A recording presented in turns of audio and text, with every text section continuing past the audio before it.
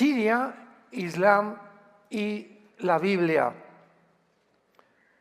Nadie tiene idea del suceso, el acontecimiento que acaba de suceder en Siria. Es algo inusitado, es algo sorpresivo. Todavía les voy a dar nada más unos botones de muestra para que se den cuenta de lo que está pasando en el mundo. Todavía hace 2 semanas, la mayor parte de los escatólogos en el mundo entero, teólogos, apologistas, etcétera, etcétera, mucho menos la gente que no es cristiana, desde luego, ¿no? Estoy hablando de personas involucradas en el estudio de la Biblia. Yo mismo me involucro también. Nunca nos habíamos imaginado jamás que Rusia iba a salirse de Siria junto con Irán. Jamás. ¿Por qué? Sobre todo que fue en menos de 10 días. Porque Rusia tiene una base naval en Siria, en Tartus, que es la única base naval que tiene en el Mediterráneo. Entonces imagínense nada más. Yo siempre prediqué, no es que el día que alguien se acerque a Siria o que Israel quiera atacar Siria o cualquier cosa, Putin va a entrar inmediatamente porque estratégicamente no le conviene que nadie pueda acercarse a esa base naval, y menos de Irán. Irán todavía hace 2 semanas era la nación más poderosa para sostener a todos los grupos terroristas del mundo entero. Llámese Hamas, Hezbollah, ISIS, Al-Qaeda, los Hutis de Yemen, la península arábica, hasta los mismos talibanes de Afganistán y de Pakistán. ¿Qué sucedió en Siria? De una forma inesperada, después de 50 años de dictadura de la familia Assad, cayó Siria, aun cuando hay mucha historia detrás de esta nación desde el tiempo de Abraham. No quiero detenerme con todo eso. Vamos a empezar ahora con el estudio de un régimen dentro de Siria que se llamaban los alewitas o alewites, que es una rama de creencia dentro del Islam que tratan de ellos de separarse de las demás dictaduras y de los demás movimientos religiosos. Los alewitas son una minoría muy reducida, muy cerca del Islam chiita, porque el Islam, acuérdense, tiene 2 ramas, los sunis y los chiitas. Algo que no le gustaba nunca a los sunis de Siria, porque la mayor parte de Siria eran sunis y hay un enfrascamiento continuo entre sunis y chiitas. El exdictador Bashar Assad, al que acaban de sacar, que ya huyó a Rusia, era un hombre rudo, sanguinario, cruel, posiblemente más cruel que Adolfo Hitler. Fíjense lo que le estoy diciendo. Era un hombre que asesinaba hombres, mujeres, niños. Vamos a ver cuántos cadáveres encontraron que deshizo en ácido de niños, mujeres y de hombres. Estamos hablando más de 80,000 muertos civiles que sus mismos soldados mataron. Cuando el padre de Bashar Assad, que se llamaba Hafez, murió, este hombre que está ahorita refugiado en Rusia estaba estudiando en Londres y lo mandó traer y le dijo: por favor, Bashar, vente para acá porque ya necesitamos aquí que la familia continúe. Repito, eran 50 años de dictadura de una familia, del abuelo, del papá y del hijo. Este hombre, Assad, era oftalmólogo, estaba en Londres trabajando como oculista. Entonces él no sabía nada de política ni de mucho menos, pero sin embargo la necesidad hizo que él viniera a Siria a enfrentarse a eso. Y fue llamado a ocupar el puesto. Su padre, sin embargo, ha sido el más cruel y el más sanguinario de todos los dictadores, posiblemente del Medio Oriente, en los últimos 50 años. Porque no solamente masacró y puso en ácido a civiles de su propia nación, sino que también usó armas químicas contra su propio pueblo y además le permitió a Rusia y a Irán entrar a ayudarlo para masacrar a todo aquel que pudiera oponerse. En los 13 años de guerra civil que tuvo Siria desde el 2011, más de 60,000 sirios perdieron la vida, muchos de ellos por los mismos soldados de Bashar Assad. Por más duro que pelearon los rebeldes, no pudieron derrotar a las minorías gobernantes alagüitas, porque, repito, Assad tenía a Rusia y a Irán de su lado. Pero en este último ataque de hace 1 o 2 semanas, Siria y Turquía comenzaron, o los rebeldes de Siria se unieron con el presidente Erdogan de Turquía y con Qatar, que es otra nación árabe, para pelear al lado de los rebeldes. Y comenzaron a avanzar sin que nadie se diera cuenta, primero hacia la ciudad de Alepo, después llegaron a Hama o Hama, a Homs, y finalmente tomaron la ciudad más antigua del mundo, Damasco. Es de las ciudades más antiguas del mundo. Assad salió corriendo hacia Rusia cuando ya llegaron a Damasco y fue gratamente bienvenido por el presidente Putin, principalmente porque llevaba con él sus cuentas bancarias de 160 millones de dólares. ¿Quiénes son los principales protagonistas de este conflicto en Siria? Los principales agresores de la guerra fueron los rebeldes suníes y los kurdos. Los kurdos es un poblado que son de las pocas etnias en el mundo que no tienen una tierra. Han andado, ¿verdad?, tratando de que los acepten en Siria, en Irak, en Turquía y también en el Líbano. Pero todos han sido desplazados y principalmente el presidente Erdogan de Turquía los odia y los ha perseguido y está tratando de impedir que puedan realmente entrar a Siria, pero los kurdos ya se encuentran mezclados con los drusos, con los kurdos, con los sunitas y con los chiitas dentro de Siria. Ahorita Siria es una ensalada del chef. Ahorita Siria es una olla express con casi todos los grupos rebeldes ahí en Siria bajo un gobierno de un hombre llamado Jalani, que vamos a ver más adelante que no es su nombre, pero fue excomandante de Al-Qaeda, excomandante de ISIS y ahora es el jefe de los rebeldes en el país de Siria. Los kurdos son el más grande grupo en el mundo, repito, sin tierra. Cubren la parte de Turquía, Irak, Siria, Irán, con aproximadamente 40 millones de personas y la mayoría de los kurdos son musulmanes suníes. Ninguna de estas 4 naciones los ha aceptado y han tratado de echarlos fuera y los han perseguido. Pero de mayor impacto en la guerra civil fueron los rebeldes suníes y el grupo más grande fue el que ahora es el jefe de todos los terroristas, que se llamaba Ahmed al-Sharaa. Ahmed al-Sharaa es el jefe que se puso el nombre de al-Jolani, pero su nombre es Ahmed al-Sharaa, con un grupo árabe que acaba de resurgir en el Medio Oriente. Ya oímos a Al-Qaeda, ya oímos a los talibanes, ya oímos a los de Jehová, etcétera, etcétera. Su nuevo grupo se llama en árabe Hayat Tahrir al-Sham. Hayat Tahrir al-Sham, que significa la Organización para la Liberación del Levante. ¿Qué cosa es el Levante? El Levante reúne a 4 principales naciones árabes: a Siria, al Líbano, a Israel y a Jordania.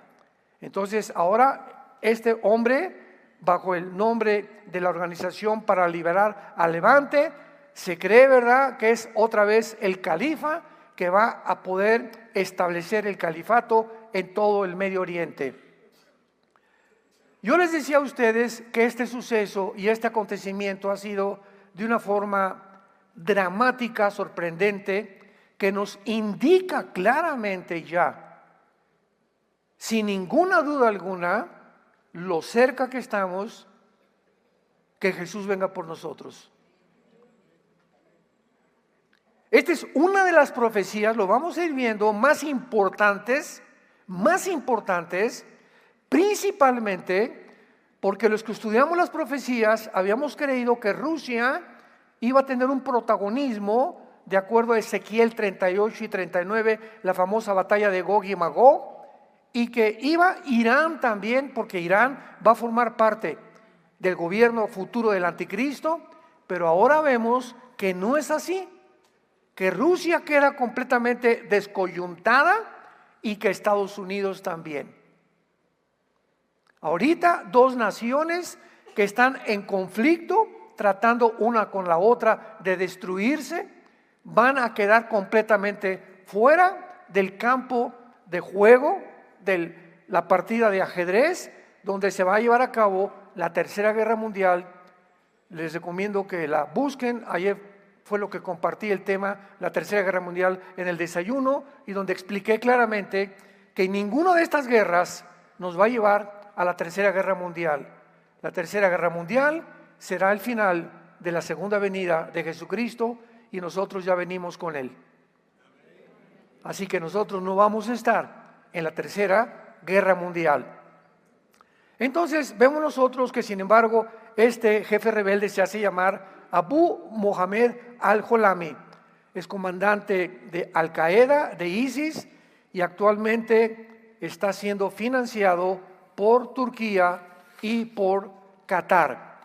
Veamos ahora el lado positivo de esta ocupación y el lado negativo de lo que acaba de pasar en Siria. De alguna manera, esta ocupación ha beneficiado a Israel de la siguiente manera. Este grupo de rebeldes se están peleando entre ellos.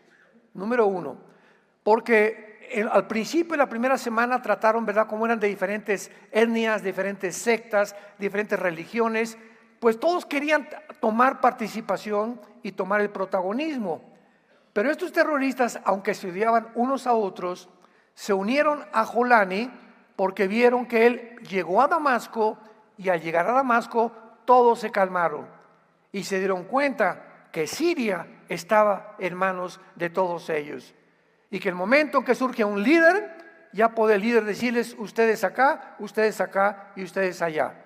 Entonces esto desapareció, y esto fue una de las cosas positivas que sucedieron. En segundo lugar, estos grupos buscaban la venganza contra el presidente Assad, contra el dictador Assad, porque solo lo que hizo Assad en una sola prisión en el pueblo de Sednaya, al norte de Damasco, encontraron 75,000 ejecuciones y una inmensa tumba con miles de esqueletos de prisioneros que habían sido sus cuerpos deshechos en ácido, además de 150 fosas con más de 100,000 cadáveres.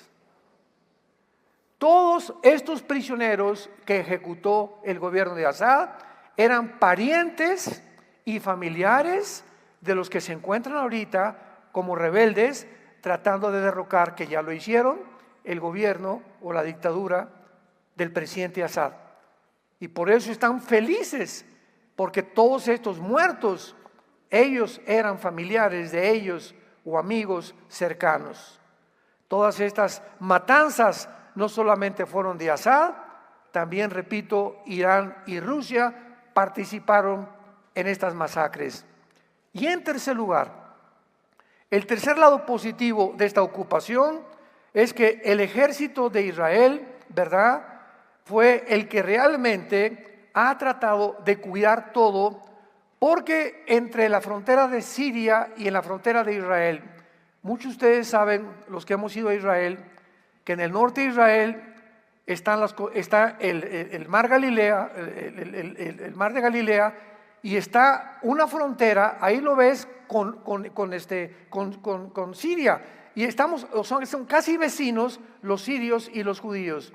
Entonces, hace algunos años, entre la frontera de Israel y entre la frontera de Siria, se formó a 40 kilómetros de la frontera de Israel una zona que se llama de amortización, una zona neutral por las Naciones Unidas.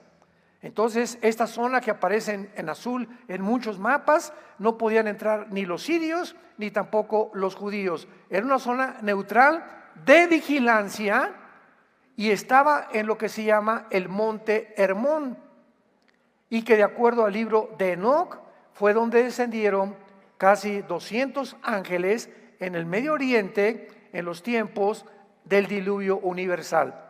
De acuerdo al libro de Enoc, es lo que eso dice el libro de Enoc. El monte Hermón mide 2.817 metros sobre el nivel del mar. Y es el punto más alto donde Israel ahora, cuando los rebeldes entraron, las Naciones Unidas, los cascos azules de las Naciones Unidas, salieron corriendo de esta zona neutral. Dijeron, por si acaso nos vamos corriendo. ¿Qué hizo Netanyahu? Que ahora lo quieren nombrar el héroe del Medio Oriente y el segundo Churchill del Medio Oriente, porque ha sido un hombre, ha librado a Israel lo que en toda la historia, desde el tiempo de los jueces y el tiempo de Josué, nadie había hecho, de librarlos de los grupos terroristas a su pueblo. Entonces, ahora Israel corre inmediatamente y toma la colina del monte Hermón desde hace 6 días. Y ahora desde esa colina del monte Hermón pueden ver todo lo que pasa en Siria y lo que pasa en el Líbano y lo que pasa también muchas veces con los telescopios que tienen hasta llegar a Irán. O sea, es un punto estratégico que le convenía a Israel y hace mucho tiempo que lo querían tomar. ¿Ves? Destruyeron, y ahora Israel, en segundo lugar, cuando entran los rebeldes, tenían esta preocupación, que los rebeldes no tomaran las armas que dejó Rusia, que dejó Irán y que dejó el dictador Assad. Escuchen lo que hizo en 48 horas Israel. En cuanto vio que estaban avanzando los rebeldes hacia Damasco, escuchen esto: destruyeron sus bases navales con 15 barcos de guerra, docenas de misiles. La Fuerza Aérea de Israel fue completamente, entró a dañar todos los campos de aterrizaje en Siria. Destruyeron sus baterías antiaéreas derribadas, sus misiles Scud, todos sus jets destruidos, radares, tanques, centros de entrenamiento, helicópteros, lanzadores de misiles, almacenes de armas químicas, etcétera, etcétera, etcétera. Quedó Siria completamente pelona. Los rebeldes ya no podrían usar esas armas. Y de esta forma vemos nosotros que vuelve Dios, el Dios del cielo, el Santo de Dios de Israel, a decir: este es mi pueblo, nunca será destruido.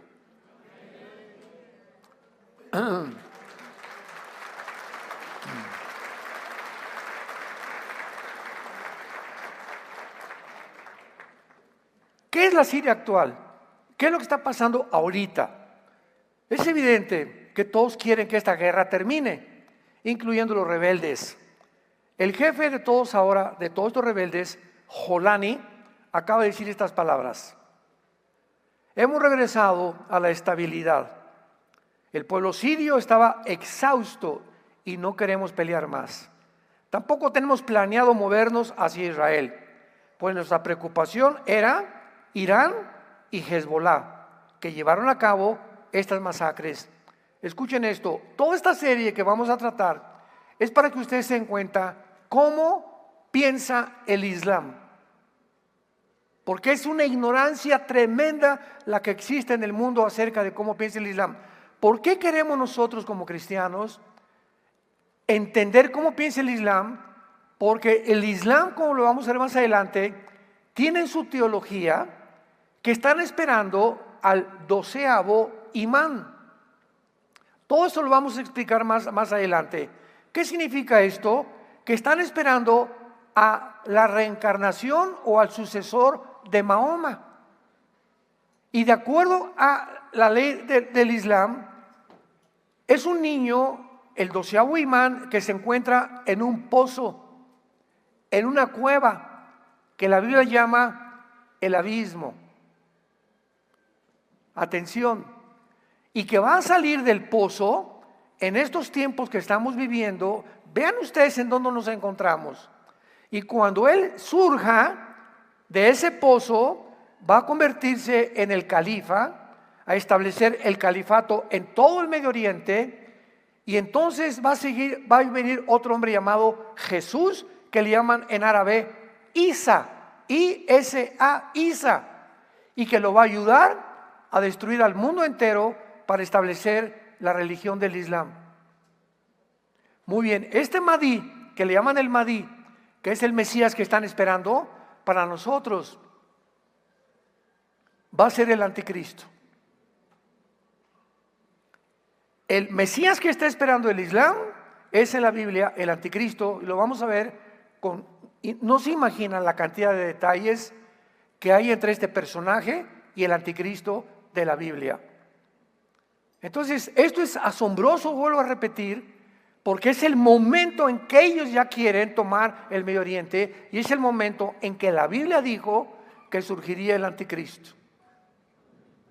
Y si el anticristo surge, va a ser muy difícil que nosotros lo conozcamos. Yo ni lo quiero conocer.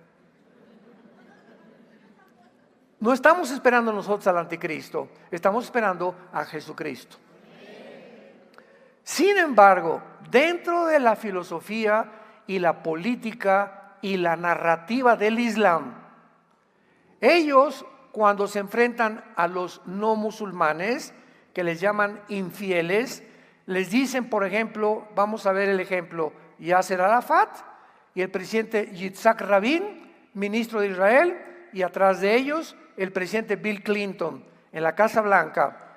Viene Arafat, le da la mano al ministro Yitzhak Rabin, mucho gusto, tenemos la paz, y Clinton los respalda y firman un tratado. Esta es la voz de Arafat en el mundo occidental. Arafat toma el avión al otro día y regresa con los suyos y les dice: les he mentido. Porque para ellos mentirles a los no musulmanes no es pecado delante de Alá. Entonces, nunca, jamás de los jamases, Israel ha creído lo que ellos dicen. ¿Por qué? Porque no es cierto. Es la forma en la que manejan ellos su política. Entonces, cuando ahorita todas las naciones están hablando, vamos a tener 2 estados dentro de Israel. El estado palestino, ¿verdad? Que ya casi desapareció el grupo terrorista de Hamas, y Israel. Y si se juntan y Israel le da la oportunidad a los pobrecitos palestinos para que puedan fundar una nación junto con Israel, va a haber paz entre Israel. Israel está invadiendo Palestina o Gaza, o a los palestinos, no le está dando de comer, los tiene completamente, ha matado muchos civiles, etcétera, etcétera. La víctima son los terroristas y no Israel. Y los judíos saben perfectamente bien. Ellos han firmado desde 1948, cuando David Ben Gurión nombraron primer ministro de Israel, que les han ofrecido la paz.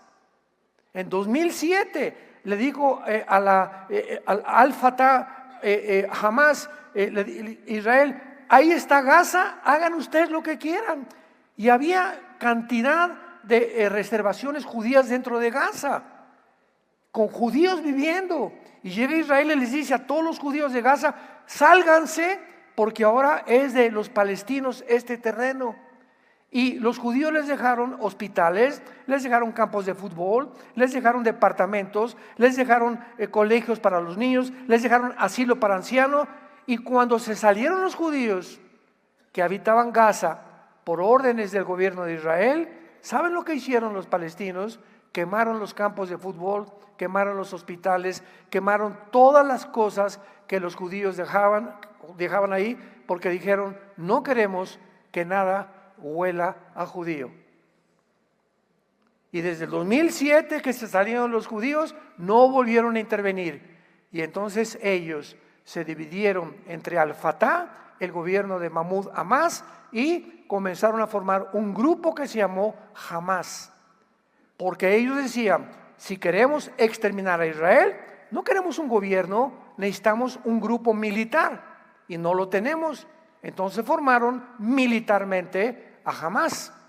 Y entonces Hamás, ya que se armó 2008, 2009, 2010, comenzaron a mandar misiles casi todos los días a Israel. Y dale, y dale, y dale, y dale, hasta que el 7 de octubre del año pasado dijo Netanyahu, estamos hasta aquí de ustedes. Entran y matan a 1,200 judíos, se llevan a 240 rehenes a Gaza, meten en el horno de microondas a niños de 3 o 4 meses en frente de sus padres, le cortan la cabeza a judíos civiles en frente de esposas, les queman todas sus casas y todos los kibbutz, y huyen y se esconden detrás de las escuelas y los hospitales. Ahí esconden sus bombas para que el mundo los victimice y para que ante el mundo los judíos sean los que cometieron genocidio. Jesús, María y José y el burrito que los acompaña. Y esta narrativa se manejó en todos los medios de comunicación. Todos los medios de comunicación manejaron esta narrativa. Y como la ONU y como la Organización Mundial para la Salud, la OMS, están asociados como un grupo antisemita, oíste muy bien. Las organizaciones más antisemitas son la ONU y la Organización Mundial de la Salud. Además de eso, forman parte del grupo de izquierda totalmente en el mundo y del globalismo. Odian a Israel. Como la Biblia lo ha dicho, que iba a crecer el antisemitismo contra Israel. Entonces, cuando la ONU les pedía a Hamás, a los palestinos, ¿cuántos civiles han matado los soldados de Israel? 50,000, 60,000, y publicaban en los periódicos, CNN principalmente, los judíos han invadido y han matado a 60,000 civiles. No es cierto, no es cierto, no es cierto. ¿Quién estaba proporcionando las estadísticas? El grupo guerrillero, el grupo terrorista. No el grupo de Al-Fatah, que es el grupo de Mahmoud Abbas, que es lo que representa el gobierno civil. No, eran los militares los que daban las estadísticas para victimizarse delante del mundo. Y el mundo creyendo y creyendo y creyendo y creyendo, así como creímos, bueno, creyeron, dijo el otro, en las vacunas. Lo mismo ha sucedido en el mundo, una ignorancia tremenda. Por eso tenemos que venir a la Biblia para poder buscar la verdad. Entonces, el Islam nunca va a cumplir lo que prometen. Su objetivo ha sido, es y seguirá siendo el mismo, el exterminio de la nación de Israel. Ahora a través de Siria están llevando ejecuciones masivas por todos lados y limpieza étnica con los grupos terroristas. Ahora veamos claramente la lista de los ganadores en este último conflicto y de los perdedores. Es verdad que ahora Rusia e Irán se salieron de la ecuación, pero si no hay una continua supervisión de las naciones, principalmente de Israel, la historia nos enseña que los locos se vuelven cada día más locos. Una persona que comienza a ser afectada de sus facultades mentales, si esa persona no es atendida inmediatamente, y ahora saben ustedes cuál es la Agenda 2030, prohibirles a las iglesias en el mundo que ayudemos a los homosexuales, a las lesbianas, a los transgéneros y a todas las personas que tienen problemas mentales, que los dejemos así. Vean ustedes que detrás de esta agenda, ¿qué es lo que se encuentra? Que el mundo enloquezca más, porque a los gobiernos les conviene vernos locos, porque es mucho más fácil de controlar. Un loco ya no discierne lo que está pasando, ya perdió la brújula, ya no sabe qué es bueno, qué es malo, ya no sabe si hombre es hombre o es mujer o es hombre.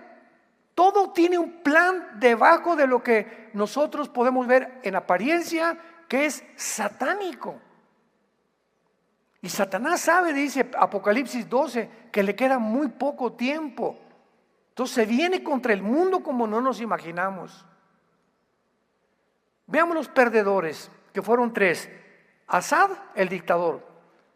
y su gobierno, aun cuando creerá que sus 160 millones de dólares en Rusia lo van a hacer feliz por un rato. En segundo lugar, Rusia ya perdió el poder, Rusia sobre Siria y el Medio Oriente. Y en tercer lugar, Irán. Desde hace 45 años, Irán ha gastado billones de dólares en entrenar, armar y sostener a todos los grupos terroristas que han llegado a tratar de exterminar la nación de Israel.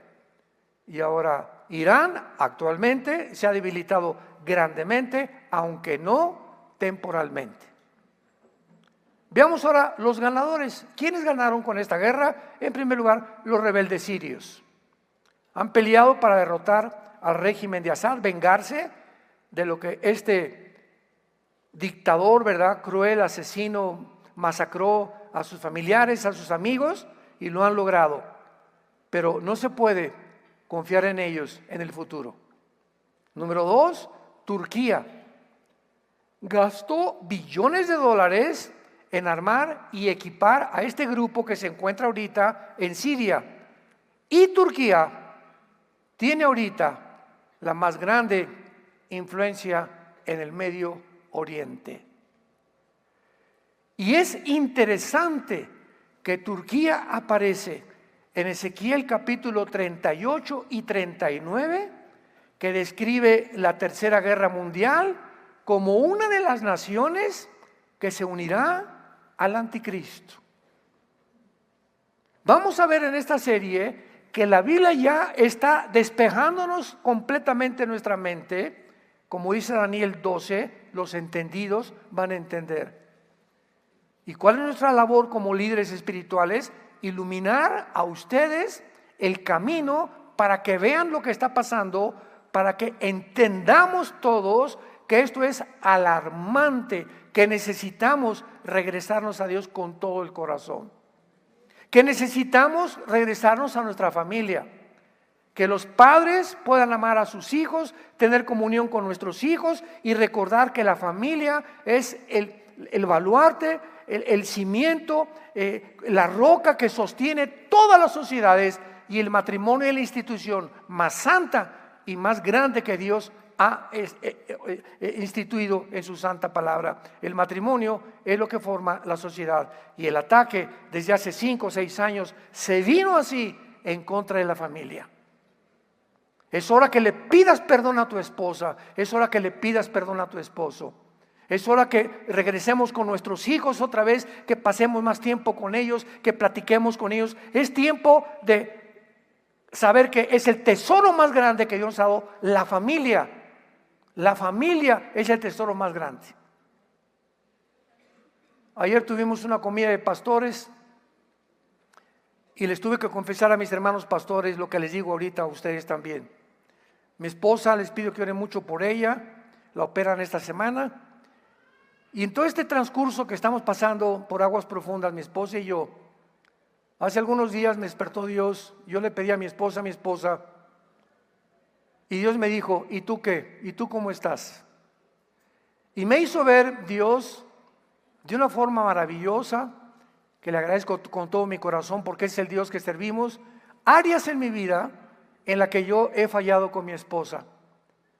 Y comenzó a convencerme el Espíritu Santo que debo ser más amoroso con ella, más cuidadoso con ella, más detallista con ella, pasar más tiempo con ella, y no tanto que viajes y prédicas y por acá y por allá. Y me volvió a recordar Dios: Armando, tu principal oveja es tu esposa.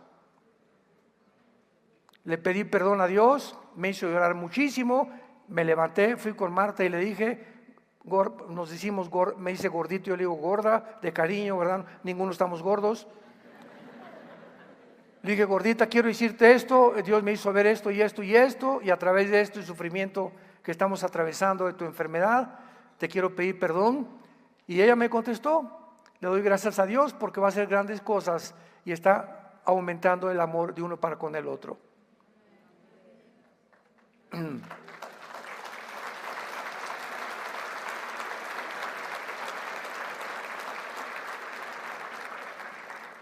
Es tiempo de arrepentirnos.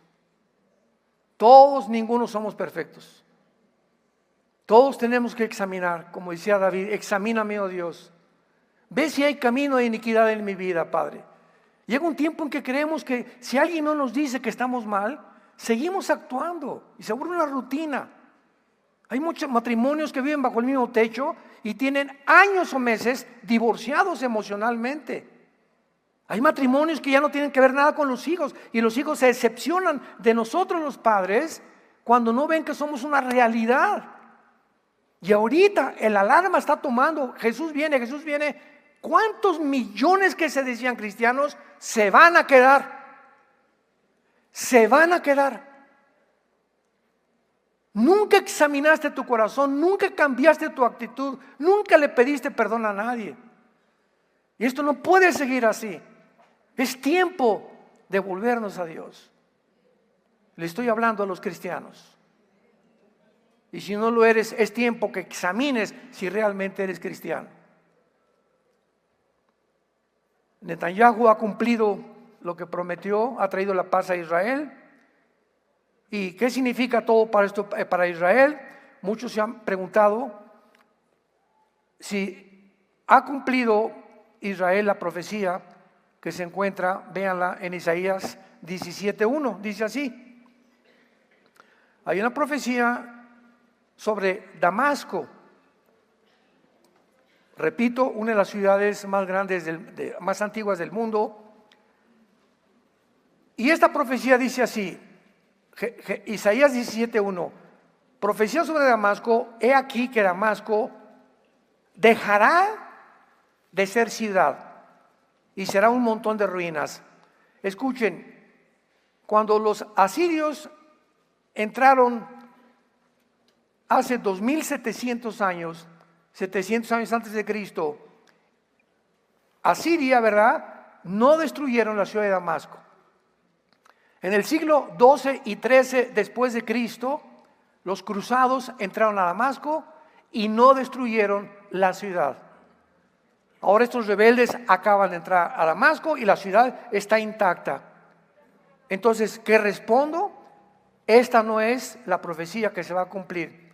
La destrucción de Damasco vendrá, no sé, en el futuro. Pero todavía esta profecía no se ha cumplido. Además, vemos nosotros también, ¿verdad?, que Netanyahu se convierte ahora en un líder impresionante, de los más grandes de Israel. Ha probado ser eso precisamente. Además, la mayoría del gabinete del presidente Trump, que el 20 de enero toma posesión de la Casa Blanca, la mayoría son sionistas, o sea, apoyan a Israel.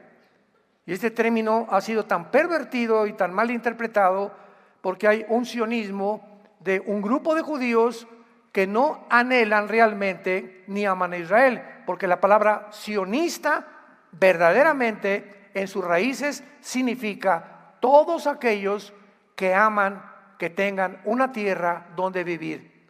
Por eso nació el sionismo en el siglo XIX.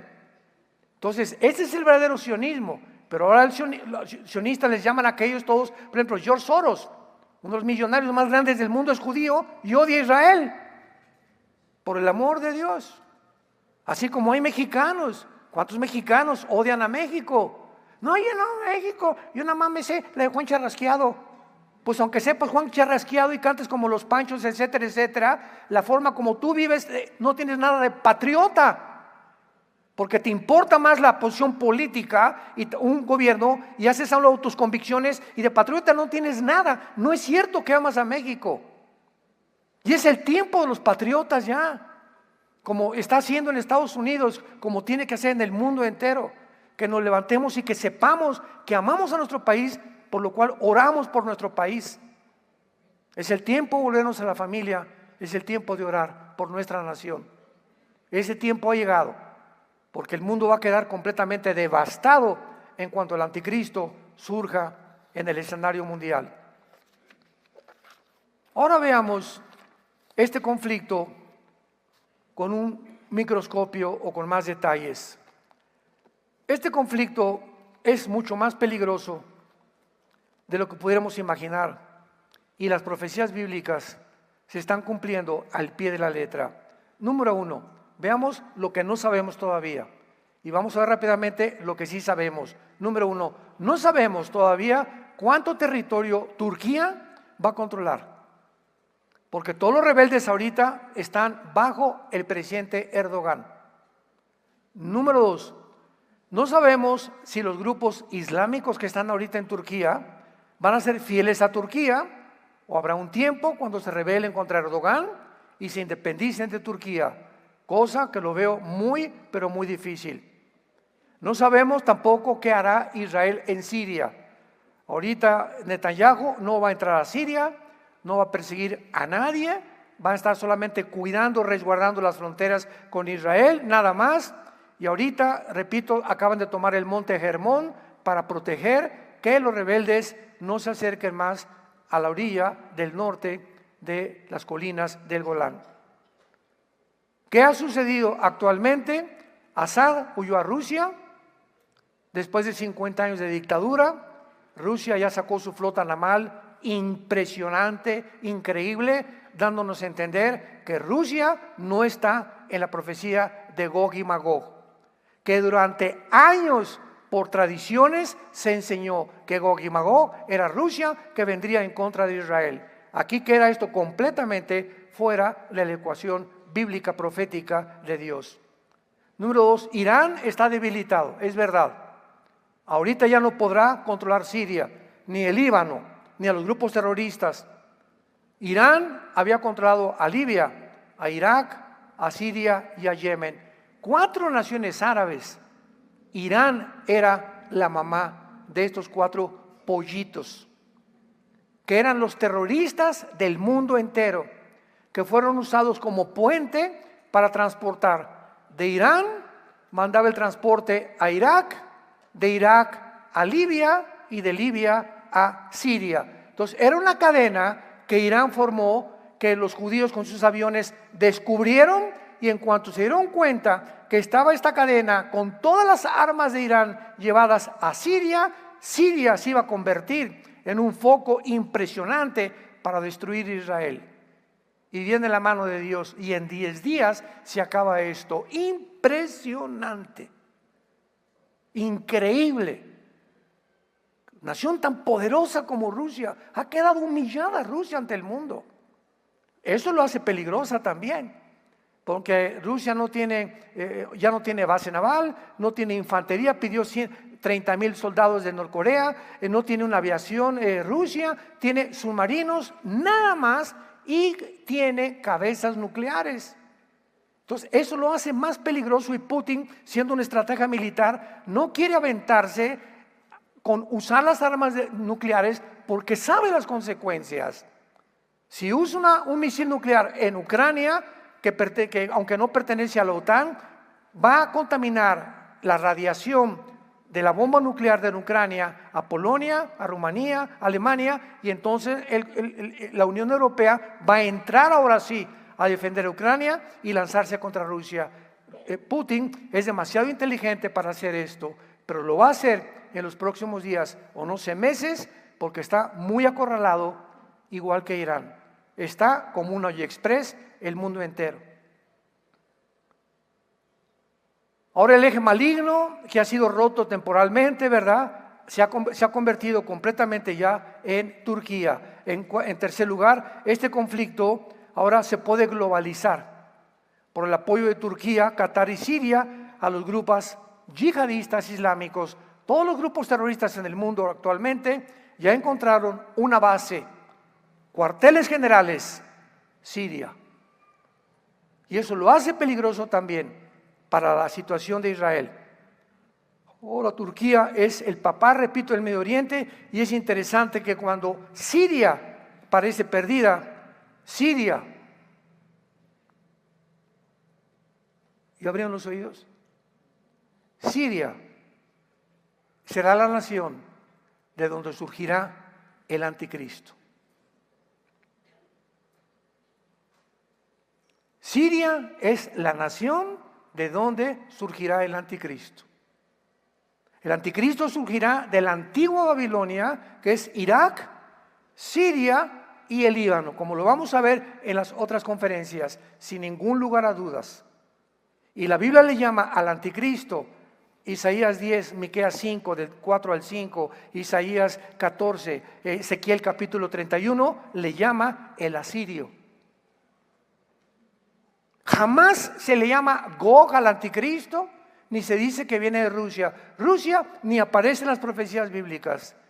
Pero vemos nosotros como estudiantes de la Biblia que mientras más nos acercamos, más luz tenemos y tenemos que reconocer y decir: Señor, en esto no estaba yo completamente, no quise ser dogmático, pero veo claramente ahora con más luz que tú estás acomodando las piezas para que podamos seguir esta luz y enseñárselas a ustedes. Y ustedes conozcan más profundamente la palabra de Dios. Yo les dije que era un hecho inusitado, precisamente por eso, porque es la zona del Medio Oriente donde el anticristo surgirá. Y el anticristo será musulmán. Fíjense lo que le estoy diciendo. El anticristo será musulmán. Para que yo les diga esto, necesito tener bastante información de muchos estudios claramente corroborados, que conforme van pasando los eventos se va comprobando claramente que tiene que ser islámico.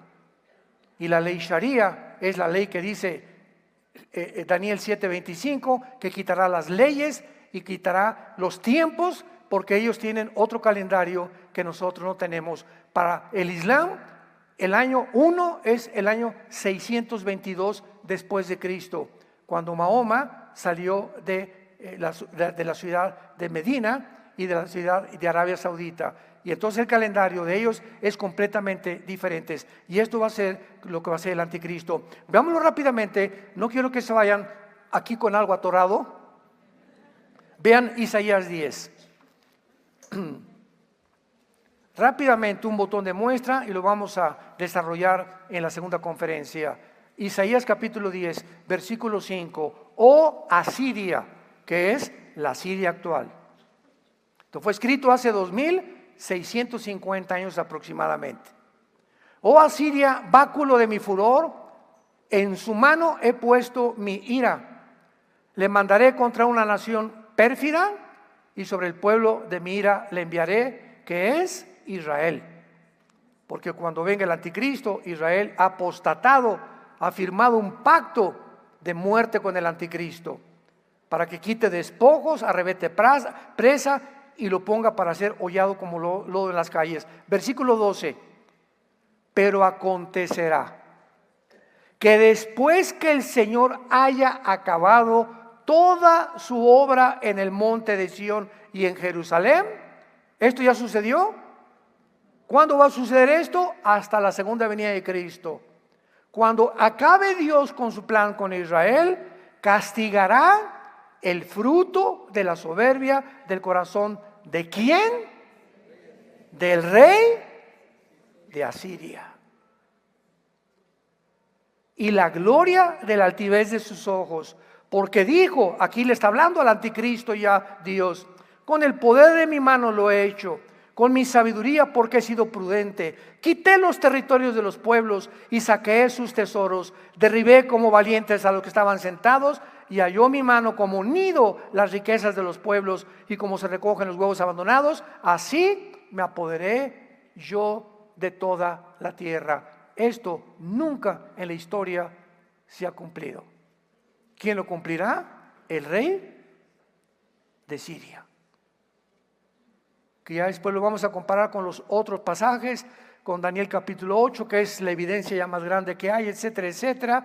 Pero nos encontramos en el punto culminante donde se va a centrar la luz, el foco en la área geográfica donde se va a llevar a cabo la más grande intervención de los poderes del mal en el mundo, la región del Medio Oriente, donde Rusia no va a poder competir ya contra los musulmanes, donde Turquía está involucrado en el gobierno del anticristo, y donde Irán también está involucrado en el gobierno del anticristo.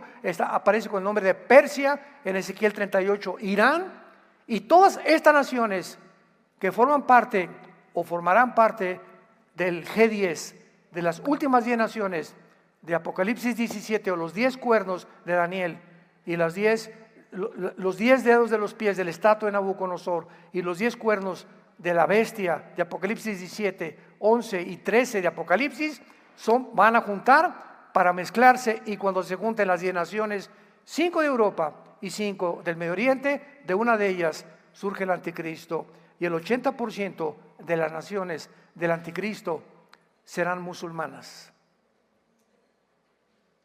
Las naciones de Europa casi no aparecen en las profecías contra las cuales Cristo va a luchar cuando Él venga en su segunda venida. Y el que tenga oídos, que oiga. Y el que tenga un corazón en esta mañana de arrepentimiento y de dolor por tus pecados, arrepiéntete. Pídele perdón a tu esposa, pídele perdón a tu esposo, pidámosle perdón a nuestros hijos. Hijos, pídanle perdón a sus padres. Remedia las cosas que has hecho mal en tu vida. Porque si tú mantienes el mismo camino y tú no te arrepientes, cuando tú oyes la voz del Señor, será demasiado tarde. El arrepentimiento no es cuando tú quieras. Bueno, ya cuando vaya en la ambulancia y cuando ya, y el corazón, Señor, perdóname. ¿Sabes una cosa? Dios no puede ser burlado. Y solo hay un caso en toda la Biblia de una persona que se convierte a la hora de la muerte. Un solo caso. El ladrón junto a la cruz. Un solo caso. El ladrón junto a la cruz. Dándonos a entender que si tú llegas a las vísperas de tu muerte o de tu enfermedad y cuando oíste la voz de Dios no lo hiciste, Dios no te volvió a hablar. Porque creíste que te podías burlar de Él. Cuando oigas su voz, no te endurezcas. Hoy es el día de tu salvación. Hoy es el día de tu decisión. Vengan a la cruz. Arrepiéntete de tu vida. Pídele perdón a Dios, que la sangre de Cristo nos limpia de todo pecado. Te damos gracias, Padre, por tu palabra. El camino del justo es como la aurora que va en aumento hasta que el día es perfecto. Gracias, Señor, porque tú le prometiste a tu profeta Daniel: los entendidos resplandecerán como el resplandor del firmamento. Estas palabras, séllalas hasta el tiempo del fin. Muchos serán limpios, emblanquecidos y purificados. Los impíos cada vez van a proceder más impíamente. Y ninguno de los impíos entenderá, pero los entendidos comprenderán. Y te damos gracias, Señor, porque lo que nos da entendimiento es la presencia de tu Espíritu en nuestra vida. Te damos gracias, Señor, porque eres misericordioso, clemente. Clama, oh alma mía, a Jehová, y no te olvides. Nunca nos olvidemos de ninguno de todos sus beneficios, de la familia que nos ha dado, el matrimonio que nos ha dado, la casa que nos ha dado, los hijos que tenemos, la salud que tenemos todavía. Él es el que sana todas tus dolencias y todas tus enfermedades. Él es el que rescata nuestra vida del hoyo. Nos corona de favores y misericordias, porque grande, grande es Jehová.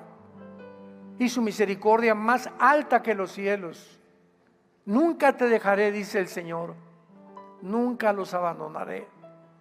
Siempre estaré con ustedes. Hoy más que nunca, óiganme, dice el Señor. Oye la voz de mi palabra, porque son fieles y verdaderas. El tiempo ha llegado. Preparémonos para encontrarnos con Dios. Ven a la cruz en esta mañana, cualquiera de ustedes que nos escucha también por la televisión, y dile a Dios: perdona mis pecados. Me arrepiento de mi vida sinceramente. Creo que en esa cruz pagaste con tu sangre por ellos, y te pido, Jesús, porque creo que a los 3 días, después de ser crucificado, muerto y enterrado, resucitaste a los 3 días para darme la esperanza de algún día volver a vivir después de esta vida eternamente contigo. Te recibo como mi Señor y mi Salvador, en tu nombre precioso, Señor Jesús. Amén. Bellas palabras hemos oído en esta mañana. Los cielos y la tierra pasarán, pero mis palabras permanecerán.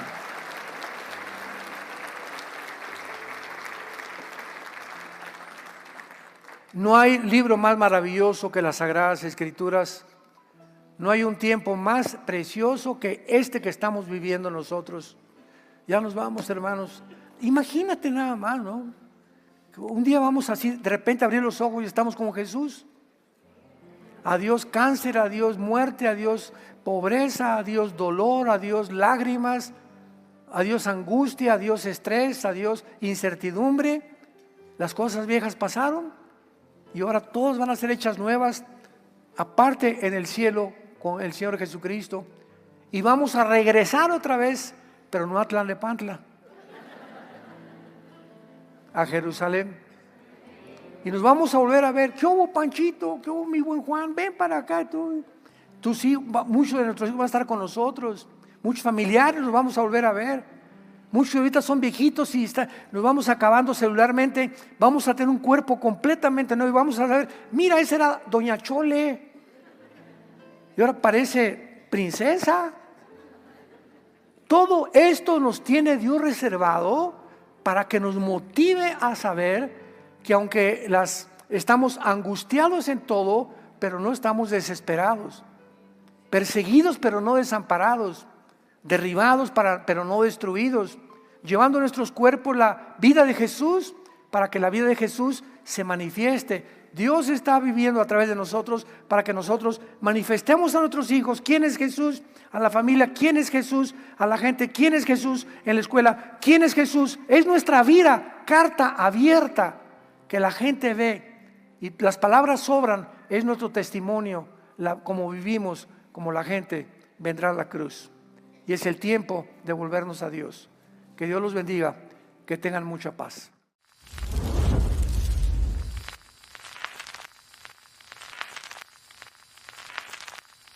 Hola, ¿qué tal? Me da mucho gusto saludarles y quisiera simplemente comunicarles que gracias a todos ustedes a través de todas las naciones del mundo que aman la palabra de Dios y que realmente están interesados en que nosotros como organización Vida Nueva para el Mundo y Armando Alducin Ministries continuemos predicando el Evangelio de la Gracia de Jesucristo y que podamos nosotros continuar haciéndolo gracias a sus donaciones. Este año cumplimos 46 años de ministerio, 46 años donde hemos predicado, hemos enseñado, hemos tenido seminarios y de diferentes formas de estudios bíblicos alrededor del mundo y hemos pensado y considerado de una forma fiel el Evangelio de la sana doctrina de Jesucristo. Nosotros, con todas estas donaciones, tenemos que sostener pastores, misioneros, obras, equipos de televisión y aún continuamos buscando la manera de poder elevar este ministerio.